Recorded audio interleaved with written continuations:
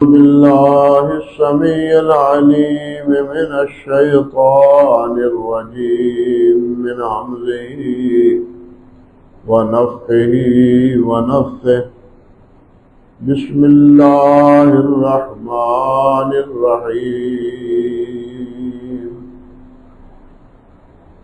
حامين تنزيل الكتاب من الله العزيز العليم غافر الذنب وقابل التوب شديد العقاب ذي الطول لا إله إلا هو إليه المصير سبحان ربك رب العزة عما يصفون وسلام على المرسلين والحمد لله رب العالمين۔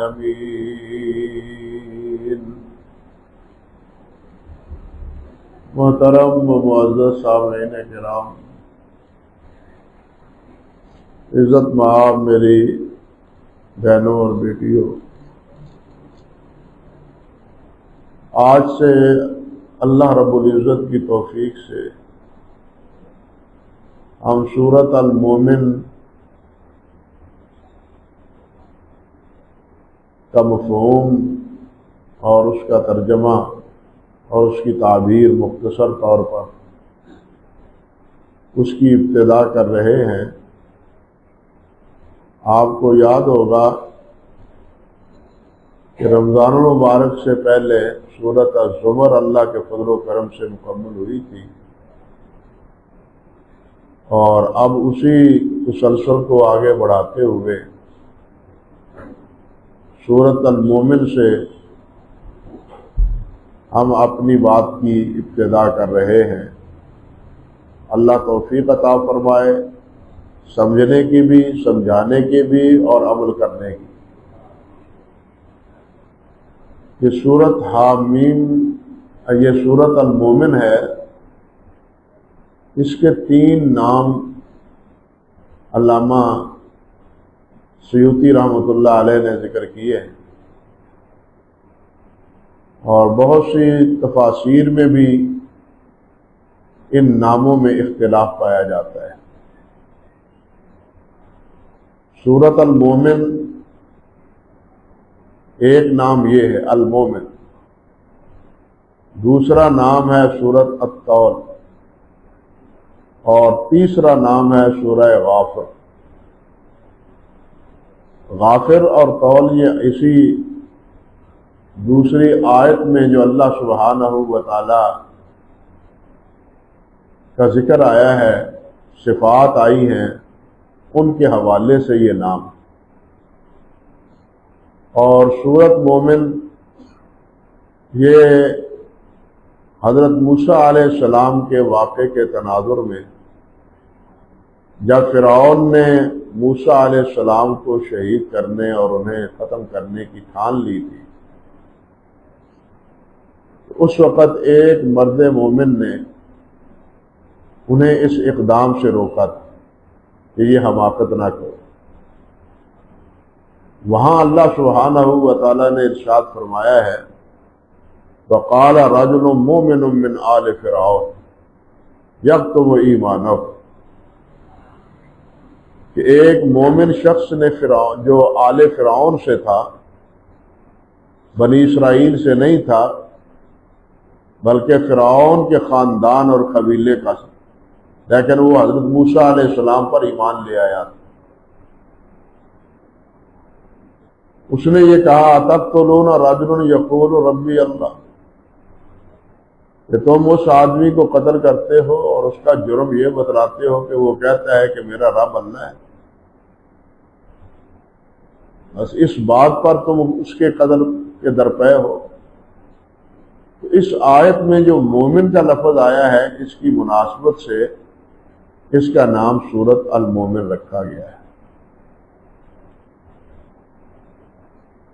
حضرت امام بخاری رحمۃ اللہ علیہ نے اور ان کے تلمیذ امام ترمذی رحمۃ اللہ علیہ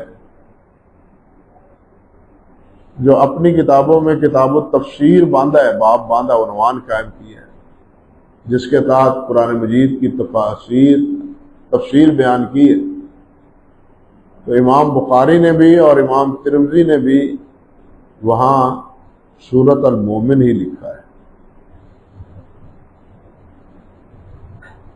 لیکن جو اور ہمارے یہاں بر صغیر میں جو مصحف ہے چھپتا ہے قرآن مجید، اس میں بھی یہ سورۃ مومن ہی ہے، لیکن عرب میں اور مغرب میں اور دوسری عربی بہت سی تفاسیر میں اس سورت کا نام سورۃ غافر کے نام سے لکھا گیا ہے،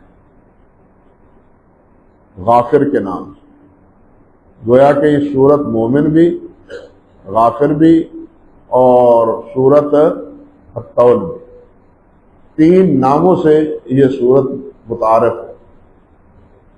اللہ اکبر کبیرہ۔ یہ سورت قرآن مجید کی 40ویں سورت مصحف کی ترتیب کے مطابق، یہ 40ویں سورت، اور علامہ سیوطی کے لکھنے کے مطابق ترتیب نزولی کے اعتبار سے اس کا نمبر 60 ہے۔ 60ویں سورت تھی جب جو نبی علیہ الصلوۃ والسلام پر اللہ ذوالجلال والاکرام نے سورت کو نازل فرمایا، یعنی نزول کے اعتبار سے۔ اللہ اکبر کبیرہ۔ حامیم یہ حروف مقطعات ہیں، جس طرح کہ الف لام میم ہے، الف لام را ہے، یاسین ہے، تاسین ہے، اور اسی طرح تاہا ہے، اسی طرح حامیم ہے۔ جس طرح وہ حروف مقطعات ہیں، اسی طرح حامیم بھی حروف مقطعات میں سے، جن کے بارے میں صحابہ کرام کا تقریباً اس بات پر اتفاق ہے کہ اللہ اعلم بمراد ہے، کہ اس کے معنی اور اس کا مفہوم اللہ رب العزت ہی صحیح طور پر جانتے ہیں۔ اور یہ بات بھی سمجھنی چاہیے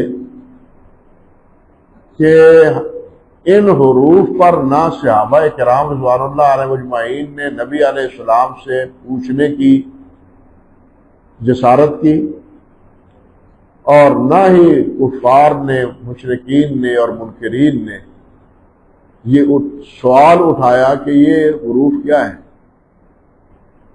یہ حروف کیا ہے، اس کا کیا معنی ہے، کیا مفہوم ہے۔ نہ صحابہ کرام نے پوچھا ہے، نہ منکرین نے اس کا کوئی استفسار کیا ہے، سوال کیا ہے۔ یہ بات کم سے کم سمجھ میں آتی ہے کہ وہ یہ سمجھتے تھے کہ کلام کا یہ بھی ایک اسلوب ہے، کلام کا یہ بھی ایک اسلوب ہے کہ ایک لفظ کو مختصر کر کے چند الفاظ میں ہم ادا کر دیتے ہیں۔ لفظ بڑا ہوتا ہے لیکن اس کا اختصار کر دیتے ہیں۔ یہ ہمارے ہاں ڈگریاں ہوتی ہیں، بی اے کی، ایم اے کی، ایم فل کی، آپ سمجھتے ہیں، نام تو ان کے بڑے بڑے ہیں لیکن اختصاراً 2-3 لفظوں میں ان ڈگریوں کے نام لوگوں کے ہاں متعارف۔ تو بہرحال جو بھی توجیہ کی جائے، راجع بات یہی ہے کہ حروف مقطعات کے معانی اللہ سبحانہ و تعالی ہی بہتر جانتے ہیں۔ اللہ اکبر کبیرہ۔ اور دوسری بات اس حوالے سے یہ ہے کہ یہاں سورت المومن سے لے کے سورت الاحقاف تک یہ 7 صورتیں بنتی ہیں، اور یہ 7 کی 7 صورتیں حامیم سے شروع ہوتی ہیں، اور ان کو آل حامیم بھی کہتے ہیں اور الحوامیم بھی کہتے ہیں۔ ان 7 صورتوں کو الحوامیم بھی کہتے ہیں اور آل حامیم بھی کہتے ہیں۔ اور یہ ساری اکٹھی آئی ہیں ترتیب کے ساتھ سورۃ الاحقاف تک۔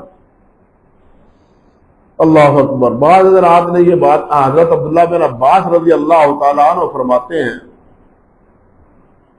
کہ ہر چیز کا ایک مغز ہوتا ہے، مخ ہوتی ہے، اور قرآن مجید کا مغز جو ہے یہ حوامیم ہے، یعنی وہ صورتیں ہیں جن کی ابتدا حامیم سے کی گئی۔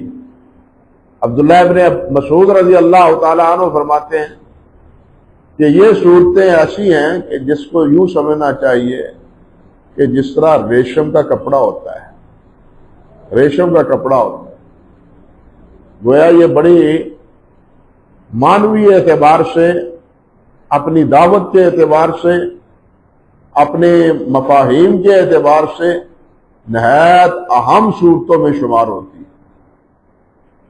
اللہ اکبر کبیرہ۔ بعض نے یہ تکلف کیا ہے ہا میم کے بارے میں کہ ہا سے مراد نبی اللہ سبحانہ و تعالیٰ کے وہ اسماء گرامی ہیں جو ہا سے شروع ہوتے ہیں،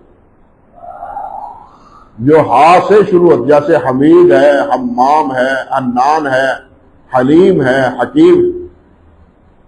اور میم سے مراد وہ اسماء گرامی مراد ہیں جو میم سے شروع ہوتے ہیں، جس طرح مجید ہے، یا جس طرح منان ہے، متکبر ہے، مصور ہے، مالک ہے۔ یعنی حامیم میں میم سے مراد بعد نے اللہ سبحانہ و تعالیٰ کے یہ نام مراد لی، لیکن یہ ایک اندازہ ہے، ایک رائے ہے، حتمی اور قطعی یہ بات نہیں۔ اس لیے جمہور مفسرین رحمہم اللہ یہی بات کہتے ہیں کہ ان حروف مقطعات کے معنی حقیقتاً اللہ سبحانہ و تعالیٰ ہی جانتے ہیں۔ اللہ اکبر کبیرہ۔ ابو داؤد اور جامع ترمذی میں ایک روایت ہے کہ نبی علیہ السلام نے فرمایا ان بیتکم العدو فقولوا حامیم لا ینشرون، کہ جب تمہارے اوپر دشمن رات کو شب خون مارے تو تم یوں کہو حامیم لا ینشرون۔ یہ بات بھی سمجھنے والی، جتنے غزوات ہوئے ہیں ان غزوات کے بارے میں یہ بات تاریخ میں بھی اور سیرت کی کتابوں میں بھی موجود ہے کہ علیحدہ نام ہوتے تھے بطور شعار کے، کیونکہ رات کے وقت جب لڑائی ہوتی پتہ تو نہیں چلتا کون ہے مبنے مخالف کون ہے، سامنے کون ہے۔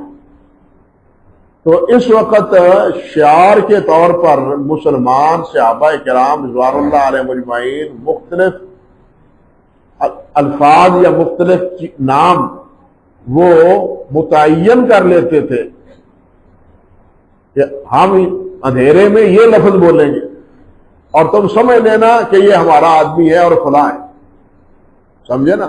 شعار کے طور پر گویا نبی علیہ السلام نے یہ بات ارشاد فرمائی کہ جب رات کے موقع پر کوئی دشمن شب خون مارے تو تم کہنا حامیم لا ینصرون۔ اب دشمن کو تو کیا پتا کیا اس کے کیا مطلب ہے، لیکن آپ کے بتلانے کے نتیجے میں مسلمانوں صحابہ کرام کے رضوان اللہ علیہ مجمعین کے مابین یہ بات معلوم ہو جاتی تھی کہ یہ ہمارے لشکر کا فرد ہے، یہ مسلمان ہے، یہ ہمارا مد مقابل ایسا نہ ہو کہ اندھیرے میں ہمارے ہاتھوں ہی کیا تیز ہو جائے، بات کرے تو وہ یہ شعار کے طور پہ، علامت کے طور پر یہ جملہ کہ جس طرح کے ایک غزوے میں مہاجرین کا شعار تھا عبداللہ، جب مد مقابل آتا ہے اگر مہاجر تھا تو وہ کہتا عبداللہ، اور انصار کا شعار تھا عبد الرحمن۔ یعنی مختلف جنگوں میں، مختلف غزوات میں مختلف یہ شعار کے طور پر الفاظ استعمال ہوئے۔ اور غزوہ احد میں یہ شعار تھا امت امت، اس لفظ امت امت، یہ لفظ بولتے تھے مسلمان صحابہ کرام رضوان اللہ علیہ مجمعین۔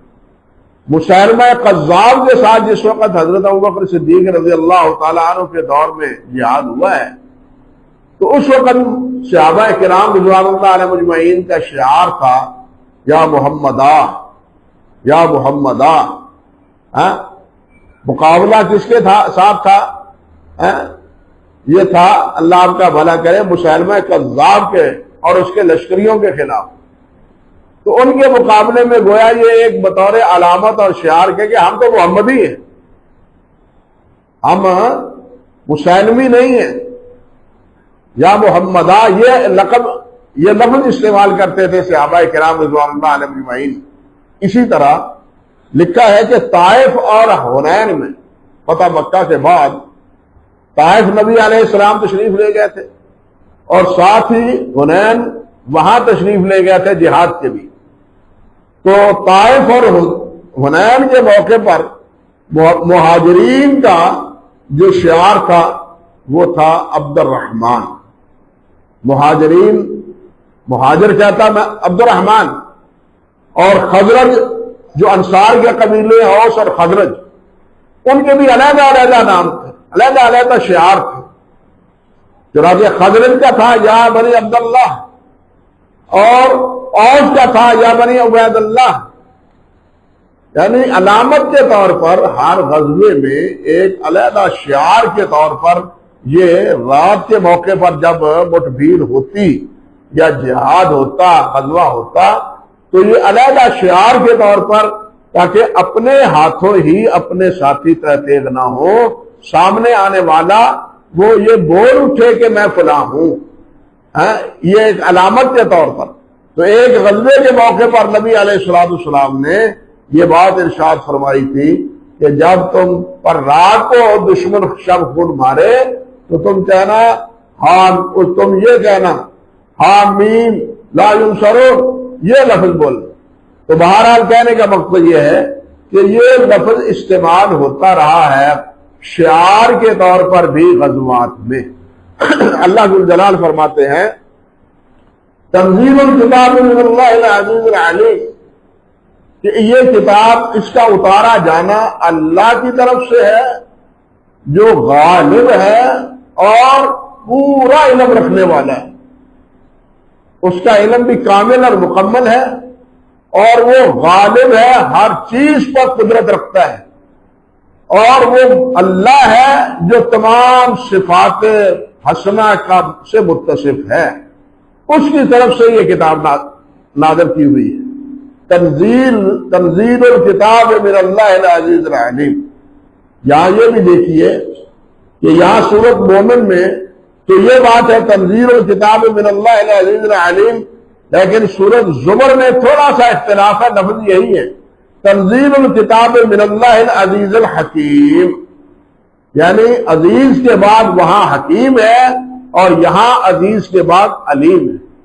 یعنی صرف فرق یہ ہے، باقی وہی آیت ہے جو سورۃ زمر میں پہلے گزر چکی ہے۔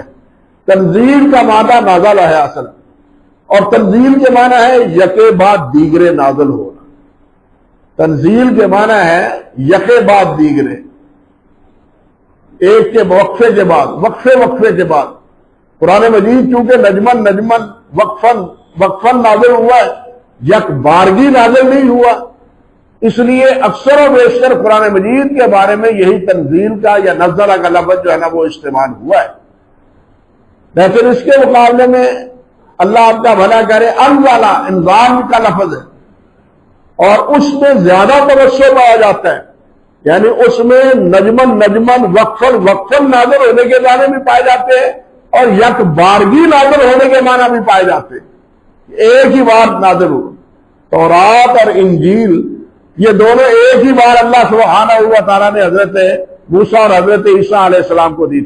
اس سے معروف ہے قرآن مجید میں کہ موسیٰ علیہ السلام گئے تھے، اللہ ذو الجلال والاکرام نے فرمایا کہ آؤ طور پہاڑ پر، وہاں آ کے 40 دن روزہ بھی رکھو، ذکر و اذکار کرو، اور اس کے بعد میں تمہیں کتاب دوں گا۔ اللہ اکبر کبیرہ۔ چنانچہ اللہ سبحانہ و تعالیٰ نے 40 دن پورے ہونے کے بعد حضرت موسیٰ علیہ السلام کو لکھی ہوئی تختیاں عطا فرما دی۔ لکھی ہوئی تختیاں یک بارگی ہی عطا فرما دی. اور وہ تو رہا مسئلہ ہے، وہ پتھر پر کہتے ہیں لکھی ہوئی تھی.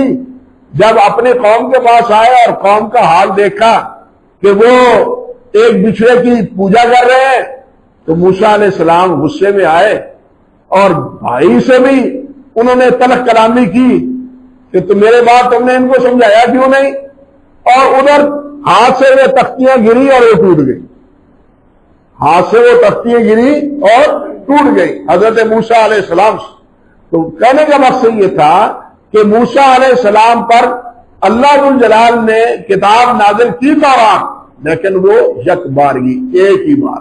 اللہ ذو الجلال نے قرآن مجید لکھی ہوئی صورت میں اپنے نبی علیہ السلام کو نہیں عطا فرمائی یہ کتاب، بلکہ وقفے وقفے کے بعد ضرورت کے مطابق مشرکین کے سوالات کے مطابق ان کے اعتراضات کے جواب میں علیحدہ علیحدہ طور پر اللہ سبحانہ و تعالیٰ نے اس قرآن مجید کو، اس کتاب کو اللہ ذو الجلال نے نازل فرمایا ہے. اللہ ذو الجلال فرماتے ہیں ایک جگہ اللہ اکبر کبیرہ نزل علیک الکتاب بالحق مصدقا لما بین یدیہ وانزل التوراۃ والانجیل. اب یہاں فرق دیکھ لیے، قرآن پاک کے بارے میں نزلہ کا لفظ وہی استعمال ہوا ہے، نزلہ ینزل تنزیلا، تنزیل معنی استعمال ہوا ہے. لیکن انجیل اور تورات کے بارے میں انزلہ کا لفظ استعمال ہوا ہے، کیونکہ وہ دونوں کتابیں یک بارگی اللہ سبحانہ و تعالیٰ نے حضرت موسیٰ علیہ السلام اور حضرت عیسیٰ علیہ السلام کو عطا فرمائی تھی.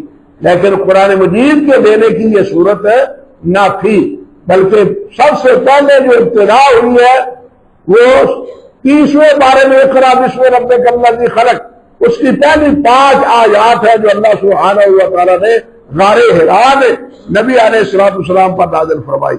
اور پھر ایک وقفے کے بعد سورت مدثر نازل فرمائی. اور اسی پر علماء نے یہ بات کہی ہے کہ سورت اقرأ باسم ربک الذی خلق، اس سورت میں گویا کہ اظہار تھا کہ اللہ ذو الجلال نے آپ کو نبی بنا دیا ہے، یہ اطلاع تھی. لیکن لوگوں کو تبلیغ کرنا، کفار کو سمجھانا، اس کا حکم اللہ سبحانہ و تعالی نے سورت مدثر میں دیا. یا ایھا المدثر قم فانذر وربک فکبر، کہ اٹھے، اب لیٹنے کا وقت ختم ہو گیا، اب آرام کا وقت ختم ہو گیا، اٹھیں اور اٹھ کے لوگوں کو ڈرائیں، لوگوں کو سمجھائیں، لوگوں کو بتلائیں کہ یہ لات اور منات عزا یہ بالکل ہیچ ہے اور ان کی عبادت بالآخر تمہیں جہنم کا ایندھن بنا دے گی. یہ بات بتلائے انہیں، ان سے خبردار کر دیں بلا کسی خوف اور بغیر کسی مرامت کے خوف کے. اللہ اکبر کبیرہ. اور اس صورت سے، سورت مدثر سے گویا آپ کو رسول بنا دیا گیا.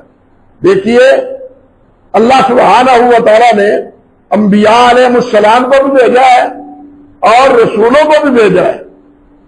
صحیح ابن حبان کی ایک روایت ہے حضرت ابو ذر غفاری رضی اللہ تعالیٰ عنہ سے کہ 124 انبیاء ہیں جو اللہ ذو الجلال نے بھیجے، ان میں سے 313 رسول ہیں، ان میں 313 رسول ہیں، باقی انبیاء ہیں.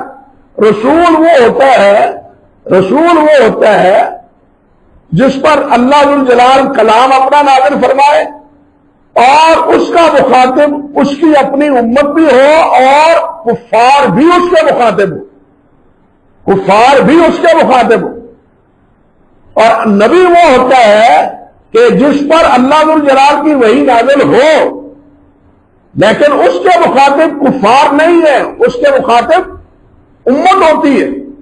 جس طرح بنی اسرائیل میں بہت سے نبی ہوئے ہیں لیکن وہ کس نبی کے پیروکار تھے؟ سب حضرت موسیٰ علیہ السلام کے اور تورات.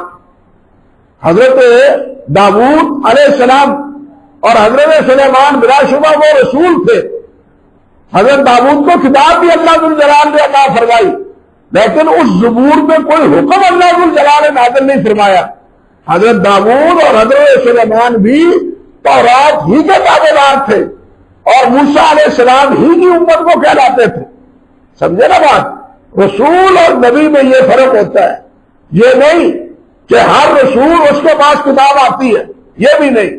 اس لیے کہ آپ دیکھیں کہ حضرت یوسف علیہ السلام کو اللہ ذو الجلال نے رسول کہا ہے، لیکن یوسف علیہ السلام پر اللہ ذو الجلال نے کوئی کتاب نازل نہیں کی، وہ حضرت ابراہیم علیہ السلام کی ملت کے تابع دار تھے۔ اس لیے نبی اور رسول میں یہ فرق ہے جو حافظ ابن تیمیہ رحمۃ اللہ علیہ نے نبوات میں بڑی تفصیل سے بیان فرمایا ہے۔ تو بہرحال اللہ ذو الجلال نے اپنے حبیب علیہ السلام کو یہ دونوں شرف دیے، نبی بھی اور رسول بھی۔ اللہ ذو الجلال فرماتے ہیں تنزیل الکتاب، کہ نازل کیا اللہ ذو الجلال نے کتاب کو۔ یہاں ایک بات اور سمجھے کہ یہ انزلہ کا جو لفظ ہے، یہ کبھی اس کا استعمال قرآن مجید میں اس چیز پر بھی ہوا ہے جس کے فیصلے یا جس کا حکم من جانب اللہ آسمانوں سے عرش سے اللہ ذو الجلال والاکرام عطا فرماتے ہیں۔ مثال کے طور پر دیکھیے اللہ احکم الحاکمین فرماتے ہیں وَأَنزَلْنَا الْحَدِيدَ فِيهِ بَأْسٌ شَدِيدٌ وَمَنَافِعُ لِلنَّاسِ۔ وَأَنزَلْنَا الْحَدِيدَ، ہم نے لوہے کو نازل کیا۔ اب لوہے کو نازل کرنے کا کیا مطلب؟ کہ لوہے کو بنانے، کہاں کہاں اس کو سمانے، کہاں کہاں اس کو نکالنے، یہ سارے فیصلے کس نے کیے؟ آسمانوں پر اللہ ذو الجلال نے کیے۔ بالکل اسی طرح اللہ ذو الجلال نے فرمایا یا بنی آدم قد انزلنا علیکم لباسا یواری سوآتکم، لباس کے بارے میں بھی یہی انزلہ کا لفظ استعمال ہوا ہے، اور اس کے بارے بھی یہی ہے کہ یہ کپاس یا جس سے لباس بنتا ہے، ان چیزوں کے فیصلے، ان کی مقدار اور ان کے پیدا ہونے کے بارے میں احکام، وہ سب اللہ سبحانہ و تعالیٰ کی طرف سے ہوتے ہیں۔ بارش کو بھی اللہ ذو الجلال نازل فرماتا ہے کیونکہ اس کا فیصلہ بھی اللہ ذو الجلال کرتے ہیں۔ تو بہرحال یہ انزلہ تنزیل، اس کے معنی میں نے آپ کے سامنے سمجھانے کی کوشش کی ہے۔ آگے دیکھیے اللہ اکبر کبیرہ، الکتاب، کہ ہم نے نازل کی کتاب۔ اب کتاب تو نبی علیہ السلام پر آئی نہیں، لیکن اس کو کہا کتاب دیا ہے، جس طرح کہ ابتدا ہی میں کہا ذالک الکتاب لا ریب فیہ، یعنی سورۃ البقرہ کی ابتدا میں ذالک الکتاب لا ریب فیہ، یہ کتاب ہے جس میں کوئی شک نہیں۔ اور یہاں یہ بھی دیکھیے علماء بتلاتے ہیں کہ ذالک کا اسم بعید کی طرف اشارہ ہوتا ہے، ھذا قریب کی طرف ہوتا ہے۔ ھذا الکتاب نہیں کہا، ذالک الکتاب وہ کتاب۔ اس کے دو مفہوم ہیں، ایک تو عظمت شان کو بیان کرنے کے لیے، اور دوسرا یہ کہ یہ وہ کتاب ہے جس کا تذکرہ، جس کی بشارت پہلے نبی حضرت موسیٰ علیہ السلام بھی دے چکے ہیں۔ بات سمجھے؟ چنانچہ آج بھی باوجود کے محرف ہے تورات، پھر بھی تورات میں یہ لفظ آج بھی موجود ہے کہ میں ان لوگوں، ان کے لیے، ان کے بھائیوں میں سے، موسیٰ علیہ السلام سے کہا جا رہا ہے کہ میں ان کے لیے، ان کے بھائیوں میں سے، ان کے بھائیوں میں سے، بنی اسرائیل کے بھائیوں میں سے۔ بنو اسرائیل کے بھائی کون تھے؟ بنو اسماعیل۔ بنو اسرائیل کے بھائی کون تھے؟ بنو اسرائیل، ان کے بھائیوں میں سے تجھ سا نبی برپا کروں گا، تمہارے جیسا نبی ہوگا وہ بھی۔ اللہ ذو الجلال نے بھی فرمایا انا ارسلنا الیکم شاہدا، انا ارسلنا الیکم رسولا شاہدا علیکم کما ارسلنا الی فرعون رسولا، کہ ہم نے تمہاری طرف رسول اسی طرح بھیجا ہے جس طرح ہم نے فرعون کی طرف موسیٰ علیہ السلام کو رسول بنا کے بھیجا۔ اور دونوں انبیاء میں، دونوں رسول میں، یعنی موسیٰ علیہ السلام اور نبی علیہ السلام کی زندگی میں اتنی توافق ہے، اتنی موافقت ہے کہ وہ موافقت نہ حضرت عیسیٰ علیہ السلام کے ساتھ ہے، نہ حضرت ابراہیم علیہ السلام یا کسی اور نبی کے ساتھ۔ اللہ ذو الجلال نے یہ مماثلت کو بیان فرمائی ہے، بہت سی آپس میں مواصلات یعنی آپس میں تعلق، صفاتی تعلق کی بنا پر اللہ ذو الجلال نے بیان فرمائی۔ موسیٰ علیہ السلام نے اگر ہجرت کی ہے، نبی علیہ السلام نے بھی ہجرت کی ہے۔ موسیٰ علیہ السلام نے شادی کی ہے، نبی علیہ السلام کی بھی شادی ہوئی ہے۔ موسیٰ علیہ السلام نے شمال کی طرف ہجرت کی، نبی علیہ السلام نے بھی مکہ مکرمہ سے شمال کی طرف مدینہ کی طرف ہجرت کی۔ پھر یہ بھی عجیب اتفاق ہے کہ موسیٰ علیہ السلام مدین گئے ہیں اور نبی علیہ السلام مدینے گئے ہیں۔ سمجھے نا بات؟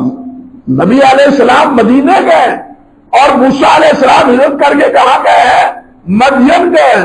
محلے وقوع کے اعتبار سے دونوں کے ناموں میں بھی یہ موافقت پائی جاتی ہے۔ بلکہ موسیٰ علیہ السلام فوت ہوئے ہیں، نبی علیہ السلام بھی اس دنیا سے رخصت ہوئے ہیں۔ موسیٰ علیہ السلام ہجرت کر کے واپس مصر پہنچے ہیں، نبی علیہ السلام بھی ہجرت کے بعد فاتحانہ طور پر مکہ مکرمہ میں پہنچے۔ تو اس طرح کی بہت سی مماثلت حضرت موسیٰ علیہ السلام کو موسیٰ علیہ السلام کے ساتھ حضرت محمد رسول اللہ صلی اللہ علیہ وسلم کو حاصل ہے۔ اسی لیے کہا گیا کہ ان کے بھائیوں میں سے تو جسا ایک نبی برپا کروں گا اور اپنا کلام اس کے منہ میں ڈالوں گا۔ وما ينطق عن الهوى ان هو الا وحی یوحی۔ اللہ فرماتے ہیں کہ میرا نبی خود نہیں بولتا، میں وہی کرتا ہوں تو میرا نبی بولتا ہے۔ یہی بات موسیٰ علیہ السلام کے فرما چکے ہیں کہ اپنا کلام، وہ اپنا کلام اس کے منہ میں ڈالوں گا اور جو کچھ میں اسے فرماؤں گا وہ سب ان سے کہے گا۔ جو کچھ میں یعنی اللہ ذو الجلال جو بھی وہی کہے گا کرے گا، وہ سب کچھ کرے گا، کوئی چیز اپنے پاس چھپا کے نہیں رکھے گا۔ اللہ ذو الجلال نے بھی فرمایا یا ایھا الرسول بلغ ما انزل الیک من ربک فإن لم تفعل فما بلغت رسالتہ۔ اے میرے رسول، تمہارے اوپر جو کچھ میں وہی کر رہا ہوں وہ لوگوں کو پہنچا دو۔ اگر آپ کوئی چیز چھپائیں گے تو آپ حق رسالت کو ادا نہیں کریں گے۔ اس لیے بالکل جو نبی علیہ السلام کو یہ کتاب دی اس بشارت کے مطابق، وہ کتاب جس کا ذکر حضرت موسیٰ علیہ السلام کر چکے ہیں، جس کا ذکر موسیٰ علیہ السلام کر چکے ہیں۔ اور حقیقت یہ ہے کہ یہ کتاب ہی اب لا ریب ہے۔ اب تورات لا ریب نہیں ہے، انجیل لا ریب نہیں ہے۔ اس کتاب کی کا پہلا وصف ہی اللہ نے بیان کیا، ذالک الکتاب لا ریب فیہ۔ اس کتاب کا دوسرا وصف یہ بیان فرمایا کہ یہ کتاب محیمن ہے۔ سورۃ المائدہ میں المحیمن ہے، نگران ہے کہ جو اس کے مطابق ہے وہ صحیح ہے، جو اس کے مطابق نہیں ہے وہ صحیح نہیں ہے۔ یعنی تورات اور انجیل اور پہلے صحیفوں میں جو باتیں قرآن کے مطابق ہے یہ محیمن ہے، یہ نگران ہے۔ جو اس کے مطابق ہے وہ صحیح ہے، جو اس کے مطابق نہیں ہے وہ صحیح نہیں ہے۔ اور پھر یہ بھی اختصاص ہے اس کتاب کا کہ اس کے بارے میں اللہ ذو الجلال نے فرمایا انا نحن نزلنا الذکر وَإِنَّا لَهُ لَحَافِظُونَ۔ اس کو اتارنے والے بھی ہم ہیں اور اس کے محافظ بھی ہم ہیں، اس کے محافظ بھی ہم ہیں۔ اور وہ حفاظت اللہ کے فضل و کرم سے نبی علیہ السلام کے دور مبارک سے لے کے آج تک اور آگے قیامت تک اللہ کے فضل و کرم سے یہ کتاب محفوظ ہے اور محفوظ رہے گی، محفوظ ہے اور محفوظ رہے گی، کتابوں میں بھی اور سینوں میں بھی، کتابوں میں بھی اور آنکھ میں بھی اور سینوں میں بھی۔ صحیح مسلم کی ایک روایت ہے کہ اللہ سبحانہ و تعالیٰ نے نبی علیہ السلام سے فرمایا انزلت علیک کتابا لم یمسسہ الماء، کہ میں آپ پر ایسی کتاب نازل کروں گا کہ جس کو پانی نہیں چھوئے گا، یعنی پانی اس کو ضائع نہیں کرے گا۔ کتاب یہ اشارہ ہے کس بات کہ کتاب صرف اوراق میں نہیں ہوگی بلکہ کس میں ہوگی؟ سینوں میں ہوگی، دلوں میں ہوگی۔ دلوں میں پانی ضائع کر سکتا نہیں۔ قرآن مجید میں اللہ ذو الجلال والاکرام نے بھی فرمایا ہے، جب یہ مشرکین نے یہ کہا کہ قرآن مجید اس طرح نازل کیوں نہیں ہوتا جس طرح پہلی کتابیں نازل کی ہوئی ہیں؟ اللہ ذو الجلال نے اس کے جواب میں مختلف باتیں ارشاد فرمائی. ان میں سے ایک بات یہ ہے، اللہ فرماتے ہیں کہ یہ کتاب تمہیں ابھی یقین نہیں آتا کہ یہ تو فی صدور المومنوں کے سینوں میں، اہل ایمان کے سینوں میں، اہل ایمان کے دلوں میں یہ کتاب اللہ ذو الجلال والاکرام نے منقش کر دی ہے. تو یہ اختصاص ہے اس کتاب کا پہلی کتابوں کے مقابلے میں. اور اسی کا ذکر اللہ ذو الجلال یہاں فرما رہے ہیں، تنزیل الکتاب من اللہ. یہ کسی ایرے وغیرہ کی طرف سے نہیں، ماء و شماء کی طرف سے نہیں، کسی انسان کا بنایا ہوا نہیں، کسی فرشتے کا کلام نہیں، بلکہ کس کا ہے؟ اللہ کا ہے. تنزیل من اللہ ہے، تنزیل الکتاب من اللہ ہے. اس کتاب کو اللہ نے نازل کی ہے. اور اللہ ہر چیز پر پھر آگے فرمایا جو قادر بھی ہے، جو علیم بھی ہے. یہ قادر اور علیم یہاں دو صفتیں کیوں بیان کی ہیں؟ انشاءاللہ اس کی وضاحت آئندہ خطبے میں عرض کروں گا. اقول قولی ھذا استغفر اللہ لی ولکم ولسائر المسلمین.